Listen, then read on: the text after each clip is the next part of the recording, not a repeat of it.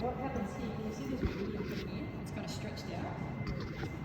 So what's happening is this juvenile is actually come up around this way and back in and back through this way. So the adult has actually had to put the brakes on. So it's walked up because the baby's running in front of it. It's like a keep them up around the mud in the water. Just like you. Cheeky. Yeah, so you think about kids today, they do the exact same thing. But this critter is a gigantic long neck, long tail cow from 95 million years ago. Doing the same thing. So you've got those sorts of interactions preserved. Yeah. So is that thing they don't like, and that stayed there like that? Yeah, so it's all to do with the consistency of mud as well. So we've actually got 3 layers of silt here. So it's a bit hard to see from this side, but you've got this top layer, you've got a nice smooth layer underneath, and then further up we see the cracked section. So there's this section underneath as well. What you'll notice is that we don't actually have the bottom of the print. So there's another layer underneath that's actually eroded. It's not stable. So we've only got 3 layers that are preserved. So it's all to do with the consistency of this silt. So when you have slower flowing water or still water, the finer particles have an opportunity to settle. And it's that finer stuff that preserves a lot of the detail. And it gets to the consistency where it's, it's super saturated, but it almost feels like Play-Doh, modeling clay. So obviously once it's in that sort of consistency, it's primed for making beautiful footprints. Yep. There's water here, very high here, it's stretching up very deep, that's all you can see footprints. There you have some legs on it. It's the other way around, actually. So the water's on this side, so the river's on this side. Even though it's angled this way, at the time it would have been angled like the other way or flat, right? So your river is on this side, build hole, deep water on this side. Out here is where your temperate forest is. So you get kind of trees, tree ferns, so you get The left part is here, and the water's down there. There's no water, here's the water. yeah. When you're walking in there, Yeah. have you read anywhere else? It's in here. That's exactly right. Because of the light. Yeah, that's exactly right. And we end up with, that's how, one of the ways we can tell they're actually footprints, is because when you sink in particular big animal like this, when the mud squishes out, you get these pressure rings. Yeah, so can you see there? You see these lines? That's really telling you footprints. So that's the mud being pushed out from underneath the foot. So if that was just a water divot, that would be very smooth, right? But you've got these lines, these rings. Yeah. Yeah, they're tendered, yeah. So it's not necessarily about the depth of the print either, but the squishing of the water, dispersion of the mud is really, really important. So these animals are around about 20 tonne. But as I said, it's not just sauropods in this track. So I'll take you around the other side and show you some of the things.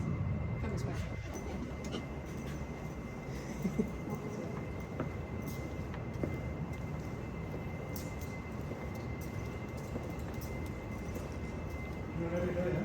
Hey? This is actually my first day of doing full tours in here. I did the launch and a couple of other wacky things too. But in terms of public tours, this is my first remote public tour. Oogie doogie. So, as I said, out that way where this nice new indirect river on this side with some deeper water. And it's all fresh water as well, right? So there's a couple of ways to tell that. Number one is the animals that have been found in the site. So if you have a look here, this is your favourite print, isn't it? Mm-hmm. Yeah. All right. So this one here, look, you've got 3 little toes in there. Look at the 2 little dots. Can you see that? So what you're looking at is actually a freshwater turtle print, right? And if you've ever seen a freshwater turtle swim, they're manic, right? So you'll notice we've only got singular prints of these animals. And with this one in particular, you can see you can actually see the webbing in there as well. Isn't that right, Anna? Yes. So, yeah, you'll only see individual prints. You don't get the full trackway. And by that, I mean you don't have left, right, you know what I mean? And that's because this is actually a swim trace, swim fossil. So if you think about the way that these animals move in the water, they move, right? So all 4 legs go at once. They're like all over the place. And and occasionally one of their feet will hit the ground, which is why we end up with singular footprints.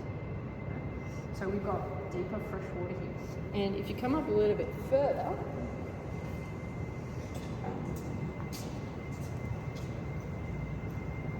I'm in the bad habit of doing this. Let's just stop doing it. Alright, so now if you have a look here, you see these ones here? See how you've got 4 toes in there?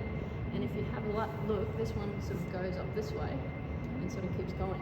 There's also another one which goes that way. That one here, that's a bit more Yeah. this nature. This will footprint. This one here, this one is actually still under debate because it's a weird shape as well. But you can see, look at the edge, you can see the pressure in there. So they're still trying to figure out exactly what's happened to that one. But there's a couple of wacky ones as well, particularly as we get further up. Because what happens is you've got sort of wetter mud further up, and what happens is the mud will ooze back into that footprint, and you get weird shapes. Oh, gross. Well, do you know what? Coprolites are trace fossils as well. Have you heard that term? Coprolite? So a coprolite, that's it, is fossilized poo. Yeah, it's a great word. You need to learn that word. It literally means stone dung. Yeah. Or dung stone, the other way. Yeah. Anyway, so what you're looking at here with the 4 marks is actually a freshwater croc. Right? So if you think about the way that a freshwater croc moves when it's swimming, again, it's a little bit on the weird side. So you only get the back feet of these guys because they move through the water sort of diagonally. So they try and keep their head towards the surface so they can peek and see what's going on. But their front legs will be pinned to their body like that. They sort of propel with their tail, and then they sort of do these ones, right? It's like mud skating, like that. So wherever you can see, it's usually 3, but they do actually have 4 toes. That action, like that, it's a croc punching off the bottom of the mud, just propelling itself. So again, it's a swim trace because if it was on, walking around, you'd have all 4 prints in it. That makes sense. But there's also other dinosaurs in here as well. So if you have a look, you can see your little Coelurosaurs, which are the little ones up front with the feathered tail. So that your theropods, your little meat eaters. Are they the actual size? Yeah, that's the scale. Yeah, they're tiny. Yeah, vicious chickens around all over the place. Yeah. So what you're looking for in their print is basically 3 triangles. So can you see here? You've got 1, 2, 3, and you've got a slightly longer middle toe. You've actually got a track coming this way as well. You see that? So it comes out this way. So these little guys, would have come down to the water hole to have a drink and maybe snap at some insects, that sort of thing. So having a bit of a forage. So you can see all of these animals in here. There's also another larger animal. Can you see it here? Big track there. It actually heads out that way. And that's your ornithopod. So that's your herbivore, your larger your plant eater. So all of these guys are just, it's a very serene sort of scene. Yeah, they are. Yeah, in harmony. Like there's no racing around, there's no chasing. They're all just hanging out at the freshwater hole, doing what they do, but they're all interacting together at the same time. So the little ones are carnivores. What do they eat? So being the size that they are, they would have been opportunistic feeders. So scavengers, insectivorous, for instance. So yeah, there was a heck of a lot of insects around at the time as well. But They wouldn't no, way too small. So yeah, so even though they eat meat, they're way too small to bother those big guys. So they're all interacting together.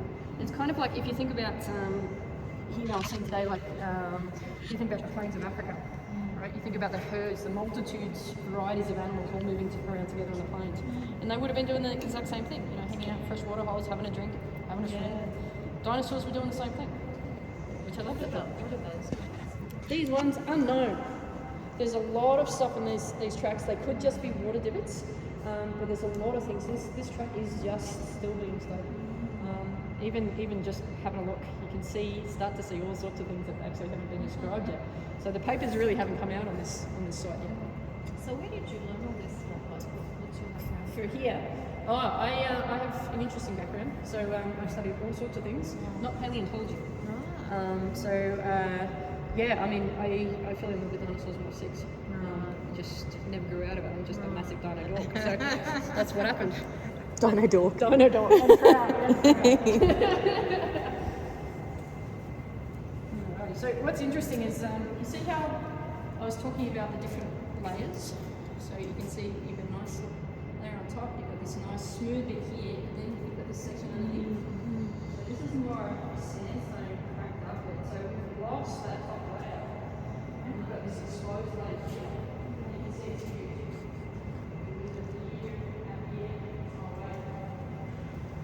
And what did you say that they was Say again, sorry. what did you say that they do? Oh, okay, so this is erosion. We've lost the fossil entirely here. But you can see where the divots are on the side. That's the left foot imprints of that big sauropod coming through. But yeah, the rest of that is gone. It's eroded away. And so has this top layer here. Right? So the reason we've got all this cracked up stuff is also the reason that we've moved the site up here. It's the reason it was found. So as I said, this was relocated from a station known as Kurula. And this lady here is one of the people that helped relocate it. It's a wonder she still has hair. And put it back together. What did they use to transport? A trailer. Yeah, we used to load up a trailer every couple of weeks, and well, we used a forklift and everything to pick up the big lots of rock. But yeah, it was 50 tons of rock or something like. No, 500 tons. 50 meters long. Yeah, Yeah, it was, yeah. 54 meters. We used to mark the edges. They graffitied it. Graffitied it, yeah. So if you pick up a random rock, you'll find a little picture or a name or something on it. Yeah, yeah, To put it all back together. So Yeah. it took these guys 3 years. yeah. I was here for 2 of the years, Yeah. 2 of the 3 years. Yeah. But yeah, it is a big job, So yeah. what is she still here? Look at her. But yeah, I mean it's it is 54 meters of track. So before they even touched the site, basically what had happened is Snake Creek on Kurula Station in 2000. There was a flood. The creek actually changed direction, and so it ended up with this nice bend, which started to expose this layer here. But it really wasn't until 2016 that the caretaker actually approached Australian Native Dinosaurs and said, "Come and have a look." So in that time, you know, that layer would have been like that. But in that, 16 years, there's been that much erosion.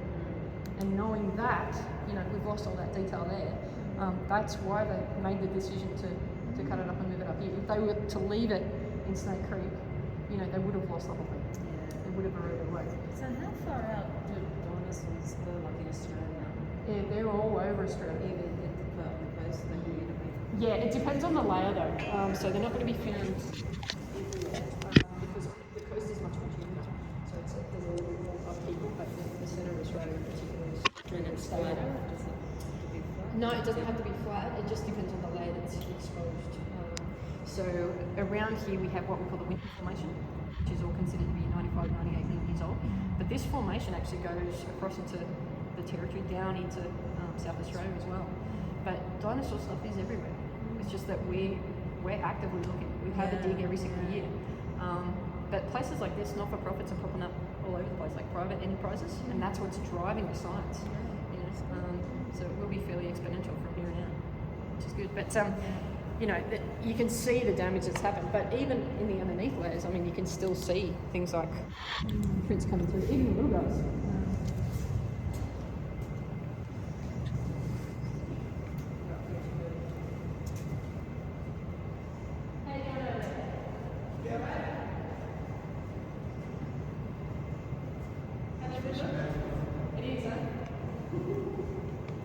I remember that rock. That's Anna's dog. What are you doing with it? I was down in Canyon just fixing the irrigation system. That's all done. And Dave's like, there's nothing else for you to do. Just bring the hose over. And I'm like, oh, I might as well go on to it. Yeah, nice. Yeah, I got 2 more days left, eh? Do you? Yeah. And he just said on the phone, I was like, righto. Alrighty, so what's interesting here, as I said, even though we've kind of lost the top layer, there's still prints preserved in the layers underneath. So you can see here, this is your little silurisaur. So you see that? You've got 3 versions of your Silurosaur print, but it's in the different layers of silk, so they're all preserved differently. So that's your little ones. That's your little medium chicken. Yeah. And if you have a look here, you see these longer scrapes with your curved toes, right? So that's a croc again. Right, so that's your little, it's a smaller freshwater croc. So that one up there is about 1 metre long. This guy's smaller again. There are only little crocs moving around. But the really cool little thing up here that I love, which I have to find again, is these things. So you see these half moon shape, the kind of crescent shape? Yeah. See that? So there's one there. There's a really cool one there. There's another little one there. And there's another one out to the side there too, which I've lost. But we potentially have fish feeding traces. So it hasn't been published yet, hasn't been proven, but we think that they're lungfish feeding traces. So that shape is actually like the bottom lip of these fish. So the way that they feed is kind of gross. So they basically bury their heads in the mud looking for things, and then they suck things up like a vacuum, like that. They make that noise as well, and they things like mollusks and smaller animals. But with the lungfish, they've got the teeth plates, so they grind up their food. So can you see in this one here? See the rough edge in there? Can you see that almost like serration? Yeah. So that's actually the imprint of the tooth plate. So these guys suck the things up, mush them up in the teeth plate, spit it out, and suck it back in again. Really gross when it's ready to digest. Yeah, they just get mushing it around and roll it around in their mouth, which is kind of, it's like a kid eating spaghetti, you know? They spit it out. Hey, that's and how suck I it- eat spaghetti. Spit it out and suck it back up again. Might give away our secrets. But the interesting thing, I mean, this doesn't look like a lot at the end here, but you can see this is where the sauropods come through, so you can see, this is what I was saying about the tracks there, so you can see the pressure that's there, but you can see that the print is actually filled back in with wetter mud. That's what we're looking towards the water here, so it oozes back in. So these guys head out this way, but here, this thing here, is pretty messy, but you can see evidence of post fossils of plants. So if you have a look, can you see there's like a tree branch there? There's a little bit there. There's a nice one through there as well. So what you're looking at here to me is fairly important because it's kind of like a sandbank, and this has actually happened before any of this stuff has happened.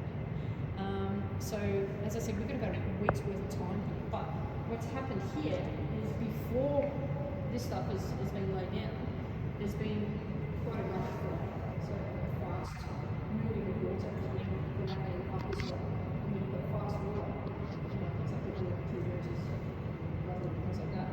Once they're laid down, even if you get slow rising of water, any of the silt and sediment they're trapped on that debris.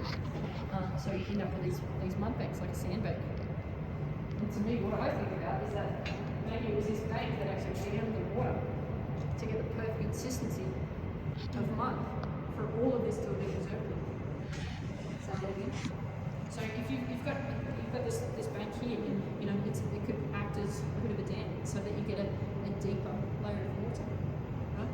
So you've got deeper water for animals to swim, fish to swim, turtles to swim, crocs, and then you've got, you know, the edge of the water here, which is still very wet, but that's where the sauropods have gone through.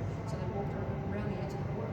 But you know, it could be this down here. That's the reason that we're here. Like, it's all about water. Even the reason that we found this place, you know, it's the changing the direction of the creek that, you know, exposed it, destroyed it.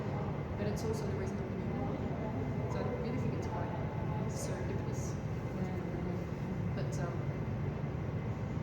but you're welcome to take photos if you like. Yeah, no. If you've got questions, ask me. There's a nice one. He's wonderful. It's a big diamond. Yeah. I think that too. Is that a plant there or? Yeah, so you can see imprints of of plants. So it's not the plant itself, so it's not like petrified wood, but it's just like the footprint. So you get imprints that are preserved. So they basically fill in with something else and get preserved in there. But yeah, we've got plant there too. So I mean, you can see animals, you can see plant, you can see water. It's all preserved in the whole environment in the interaction between snakes. There would have been reptiles, probably. I mean, obviously crocs and dinosaurs were coexisting, and there were prehistoric snakes. We haven't found evidence of those here. Doesn't mean we won't. But yeah, you never know. You never know. We're just kicking off. So, did you build this after this was found? So basically, this site got moved up here, Right. and then the building went over the top of it. So this was put in position first, mostly. And Yeah, then yeah, the building of was course, built on the top. But the reason that we've got this building is because we were awarded a $4.5 million grant by the state government. It's a nice push for Northern and Western Queensland tourism. So this building alone cost $3.2 million. Yeah. And you have to keep it at that temperature, or is that just for the people? Yeah, so the idea is to preserve it. So all these cracks and things in there is from where that layer was exposed, number one, by the water. When we get rapid temperature changes like this, so in the summertime it's 40, 45 degrees, so we really get to move with it. And then this time of year, as we get into winter, it gets down to 0 and minus temperatures, which Really? so, yeah, it gets cold, really cold overnight. So what that It means still goes up to what? during the day, Yeah. yeah, well, the winter days are quite nice, so yeah, it's under 30 degrees I'm not happy with. So I'm starting to get cold already. My dad actually sent me some long johns so, to keep me warm. Yeah, I'm sitting here. That's the situation. Anyway, yeah, so what that meant was, once that layer's exposed, it expands and contracts and cracks. So yeah, this is kept at a fairly constant 23 degrees Celsius, just to minimise that cracking, but it's pretty stable. Very good. So if you want, you can walk around, take some photos, or if you want to do the wander down to the canyon, you can. There's some little books out the front, just off to the right, so if you want to grab some books and colouring pencils, either for yourself or small humans in your life, you can. Is it free? It's free. Free in the cost of your ticket. Okay, thank you. You're so enthusiastic. It's pretty exciting stuff. I mean, this site is unique. It's the best preserved sort of Range Rover, and it's the only one on the east coast. And the trace fossils of things like crocs and turtles, they're the first of their kind as well. So yeah, it is exciting stuff. Really And it's only been open a week.